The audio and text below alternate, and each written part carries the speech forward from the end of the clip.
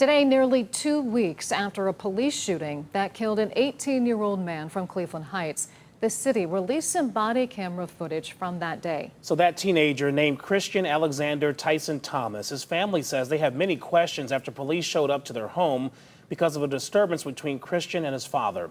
I was at a news conference earlier today held shortly after the city released those videos. Outside Cleveland Heights City Hall, dozens of Christian Alexander Tyson Thomas's family and friends remembering the teen killed in a police shooting at his home August 29th. The thing that I know the most about my nephew is that he knows God, he knew God, he was in his word, he was active in the church, and he loves his family. His mom reflecting on her spelling bee champion who enjoyed playing the saxophone. I just want to say that my Christian is a lovely boy, and I will miss him. Last month, Cleveland Heights police were called to the family's home on Yellowstone Road for reports of a disturbance between Christian and his father. On police body cam video, a relative tells an officer that Christian had a gun. What is this over? I have no idea. I was in the bed about to go to sleep, and I just heard a gun pop, and then I ran out my room. Yeah. The police video later shows interaction officers had with Christian's father, Farrell. Someone's coming out front. Farrell, come outside, please. We'll talk to yourself. We need you to come outside. I'm not going to leave my son in here. Just come outside. And his last words as he leaves the house is, "Don't kill my son." As they make him leave the house, he says, "Don't kill my son." Later, on body cam video, an officer notices Christian at the front door. Yeah, he's got the gun in his hand at the front door.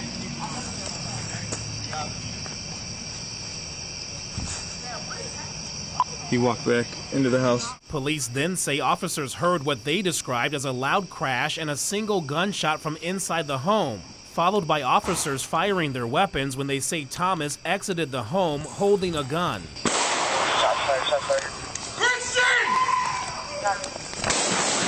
Family attorney Stanley Jackson. It sends a message that we as African Americans cannot, even in a model city, expect respect and constitutional policing. Jackson also responding to statements Cleveland Heights police chief made during an August 30th news conference. When asked if he saw on body camera video Christian holding or pointing a gun at officers. I did not see that from what I saw. He is a chief.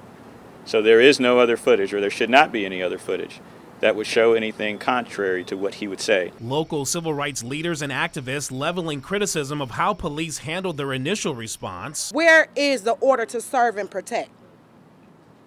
Christian needed help that day. You were supposed to be there to help him, to serve and protect. And are all demanding for complete transparency and the release of all police body camera footage and reports. It should do the model thing by being transparent and open in sharing information so that we can get to the truth and justice for Mr. Thomas. And late this afternoon, Cleveland Heights mayor called for a news conference about this case. He's calling for time and promising transparency. News 5 investigator Tara Morgan joins us now live from City Hall. Tara, you asked about crisis intervention officers. Where were they? Well, the mayor didn't talk specifics about a crisis intervention team for this case, but said recently the city put into place a first call program that would have a co-response for things like a mental health crisis.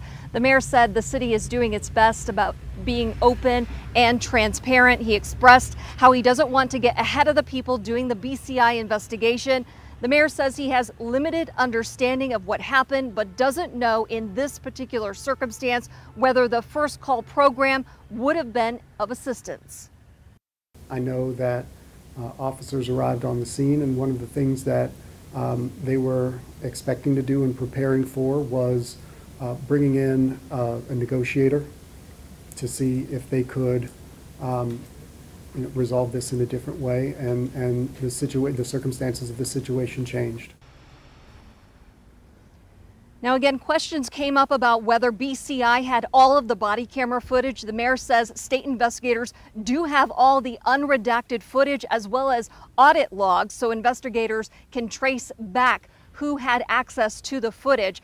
The mayor says it would be dangerous for him to draw a real conclusion about the footage. He expects the rest of the footage to be rolled out in waves to the family first and then the public. I'm News 5 investigator Tara Morgan.